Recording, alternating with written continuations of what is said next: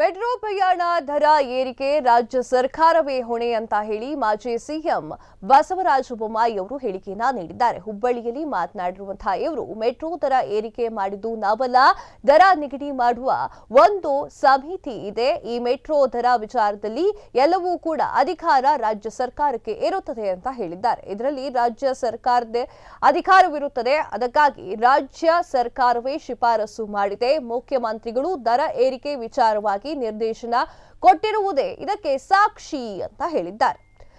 ರಾಜ್ಯ ಸರ್ಕಾರ ಸಂಪೂರ್ಣ ದಿವಾಳಿಯಾಗಿದೆ, ಹೀಗಾಗಿ ಅದಕ್ಕೆ ಎಲ್ಲಾ ದರವನ್ನ ಏರಿಸ್ತಾ ಇದೆ. ವಿದ್ಯುತ್, ನೀರು, ಹಾಲಿನ ದರ ಸೇರಿದಂತೆ ಎಲ್ಲಾ ದರವನ್ನ ಏರಿಕೆ ಮಾಡಿದೆ. ಸರ್ಕಾರ ಹಣಕಾಸಿನ ನಿರ್ವಹಣೆಯಲ್ಲಿ ವಿಫಲವಾಗಿದೆ ಅಂತ ಗುಡುಗಿದ್ದಾರೆ. ಮೈಸೂರಿನ ಉದಯಗಿರಿ ಗಲಾಟೆ ವಿಚಾರವಾಗಿ ಇವರು ಪ್ರತಿಕ್ರಿಯೆಯನ್ನ ಕೂಡ ನೀಡಿದ್ದಾರೆ. ಯಾವಾಗ ಸರ್ಕಾರ ಹಳೆ ಹುಬ್ಬಳ್ಳಿ ಪ್ರಕರಣವನ್ನ ಹಿಂತೆಗೆದರು ಆಗ ಸರ್ಕಾರ ಯಾರ ಪರ ಇದೆ ಅನ್ನೋದು ಗೊತ್ತಾಗಿದೆ. ಪೊಲೀಸ್ ಠಾಣೆಯ ಮೇಲೆ ದಾಳಿ ಮಾಡಿರುವ ಹಿಂದೆ ಯಾರ ಕುಮ್ಮಕ್ಕು ಇದೆ ಅನ್ನೋದು ಗೊತ್ತಾಗಿದೆ. ಈ ಹಿಂದೆ ತನ್ವೀರ್ ಶೇಟ್ ಮೇಲೆ ಪಿಎಫ್ಐ ದಾಳಿ ಆಗಿತ್ತು. ಇಂದು ಆ ಶಕ್ತಿಗಳು ಮತ್ತೆ ಒಂದಾಗಿದೆ. ಹೀಗಾಗಿ ರಾಜ್ಯದಲ್ಲಿ ಕಾನೂನು ಸುವ್ಯವಸ್ಥೆಯನ್ನ ಕಾಪಾಡುವವರು ಆತಂಕದಲ್ಲಿ ಇದ್ದಾರೆ. ಜನರಿಗೆ ರಕ್ಷಣೆ ಕೊಡುವ ಶಕ್ತಿಯೇ ಅವರಲ್ಲಿ ಇಲ್ಲ. ಮುಖ್ಯಮಂತ್ರಿಗಳು ಇದನ್ನ ಗಂಭೀರವಾಗಿ ಪರಿಗಣಿಸಬೇಕು. ದಾಳಿ ವಿಚಾರವಾಗಿ ಪೊಲೀಸರಿಗೆ ಎಲ್ಲವೂ ಗೊತ್ತಿದೆ, ಆದರೆ ರಾಜಕೀಯ ಒತ್ತಡದಿಂದ ಕ್ರಮವನ್ನ ಕೈಗೊಳ್ತಾ ಇಲ್ಲ ಅಂತ ಹೇಳಿದ್ದಾರೆ.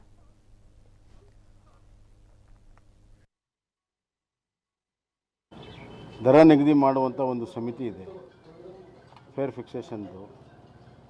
ಅದು ರಾಜ್ಯದಲ್ಲಿದೆ, ರಾಜ್ಯ ಅಧಿಕಾರಿಗಳಿದ್ದಾರೆ. ಮೆಟ್ರೋದು MD ಇರೋದು ರಾಜ್ಯ IAS ಅಧಿಕಾರಿಗಳು, ಕೇಂದ್ರದವ್ರು ಯಾರು ಇರೋದಿಲ್ಲ. ಮತ್ತು ಮುಖ್ಯಮಂತ್ರಿಗಳು ದರ ಇಳಿಸಿ ಅಂತಂದು ನಿರ್ದೇಶನ ಕೊಟ್ಟಿದ್ದು ಅದೇ ಸಾಕ್ಷಿ ರಾಜ್ಯ ಸರ್ಕಾರದಲ್ಲಿದೆ ಅಂತ. ಈ ಸರ್ಕಾರ ದಿವಾಳಿ ಆಗಿದೆ, ಅದಕ್ಕಾಗಿ ಎಲ್ಲ ದರಗಳನ್ನು ಏರಿಸ್ತಾ ಇದೆ. ಯಾವ ಸಂಸ್ಥೆಯೂ ಕೂಡ ನಡ್ಸೋಕ್ಕೆ ಸಾಧ್ಯ ಆಗ್ತಾ ಇಲ್ಲ. KSRTC ಇರ್ಬೋದು, ಎಸ್ಕಾಮ್ಸ್ಗಳಿರ್ಬೋದು, ಕರೆಂಟಿಂದಿರ್ಬೋದು, ಹಾಲಿಂದಿರ್ಬೋದು, ಎಲ್ಲ ದರಗಳನ್ನು ಏರಿಸ್ತಾ ಇದ್ದೇವೆ, ವಿಪರೀತ ಏರಿಸ್ತಾ ಇದೆ. ದಿನನಿತ್ಯ ನಾವು ಬೆಲೆ ಏರಿಕೆಯ ಸುದ್ದಿಯನ್ನು ಕೇಳ್ತಾ ಇದ್ದೇವೆ. ಅದರಲ್ಲಿ ಮೆಟ್ರೋ ಕೂಡ ಒಂದು. ಭಾಳಷ್ಟು ಸಾರ್ವಜನಿಕರಿಗೆ ತೊಂದರೆ ಆಗ್ತಾ ಇದೆ.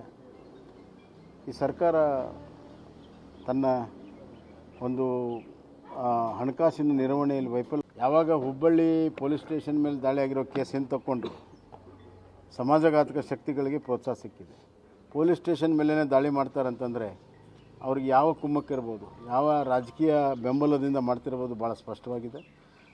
ಅಲ್ಲಿ ಮೈಸೂರಿನಲ್ಲಿ ಹಿಂದೆ ಅವ್ರ ಶಾಸಕರು ತನ್ವೀರ್ ಸೇಠ್ ಅವ್ರ ಮೇಲೆ PFI ಅಟ್ಯಾಕ್ ಮಾಡಿದ್ರು.